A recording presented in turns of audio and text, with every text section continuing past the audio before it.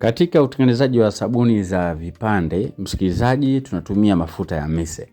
Mafuta ya mise yanakuwa yana asili ya kuganda. Kwa hiyo tunachukua tenki letu la chuma, ndani ya lile tenki la chuma tunaweka maji. Hapa nakuelekeza mbinu rahisi ya kuyeyusha mafuta ikiwa uko katika mkoa ambao hali ya hewa ni ya baridi na mafuta yana asili ya kuganda, huwa lazima yagande.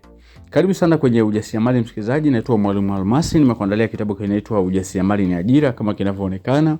Ndani yake nimekuandikia bidhaa mbalimbali za namna ya kutengeneza sabuni zako hatua kwa hatua, vipimo vyote kwa ujumla, lakini tuna darasa pia WhatsApp. Kwa hiyo utachagua ikiwa kitabu kinakutosheleza basi utatumia kitabu, lakini kwa ajili ya kupata maarifa zaidi karibu jiunge na darasa letu. Ukiweka madumu yako hivyo na chini kuna moto, baada ya muda fulani yale mafuta yako yanayeyuka na yanakuwa tayari kwa ajili ya matumizi. Yakiwa tayari unafanya nini? Unachukua dumu lako unakuja kumimina kwenye tenki lingine ambalo umeliandaa kwa ajili ya kufanya mkorogo. Katika video ya siku ya leo naenda kukuonyesha namna ambavyo unaweza ukatengeneza sabuni zako za vipande au sabuni za miche kwa njia rahisi bila kutumia mashine yoyote. Na kwa mjasiriamali ambaye unaanza, sio lazima ukaanza kwa kutumia mashine, kwa sababu kuafodi mashine ni gharama kubwa zaidi ambayo kwa mjasiriamali mdogo hawezi kufikia humo. Kwa hiyo mjasiriamali mdogo au mjasiriamali wadogo tunaanziaga huku ili kupata pia experience ya nyakati ambazo tunaziendea. Ni vizuri sana kuanzia chini hatua kwa hatua, lakini pia unaweza kaanza na kile ulichonacho. Baada ya kuandaa ile mafuta yako kuyamimina katika tenki, hatua nyingine ambayo inafuata tunakuja kupima caustic solution.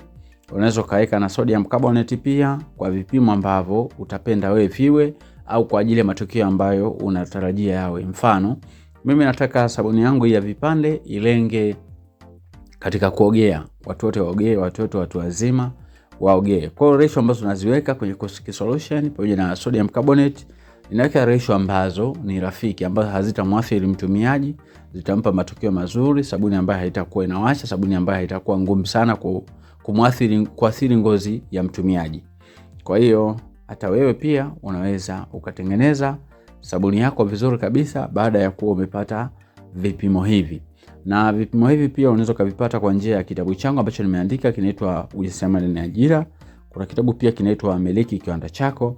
Lakini kwa wale ambao wanapenda kwenda viral zaidi, nimeandaa madarasa WhatsApp, utajiunga na madarasa hayo, then utakuwa unafanyiwa training mara kwa mara mpaka pale utakapokomaa kuona kwamba sasa naweza nikasimama kwa miguu yangu. Kwa utaipima caustic solution kwa hydrometer. Baada ya kuona kwamba iko sawa caustic solution yako, unaweza kuchanganya na sodium carbonate kwa ajili ya kupata matokeo fulani mazuri, lakini pia si matokeo, hata kuongeza pia volume ya sabuni yako. Baada ya hapo msikilizaji, kitu kinachofuata tunaweka perfume.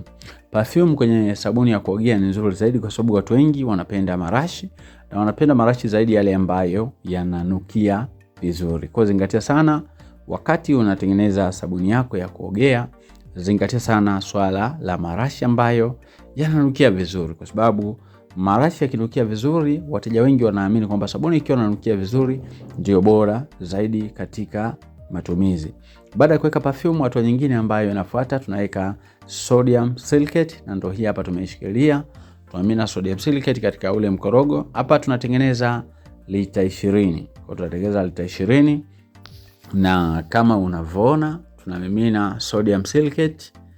Yes, baada ya kuweka silicate tunakoroga namna hiyo. Baada ya kuweka sodium silicate sasa tunaanza kuchanganya. Kwa tunaanza kuchota caustic solution pamoja na solution ile ambayo ni sodium carbonate. Tunaanza kuchanganya kwa pamoja katika mafuta yetu.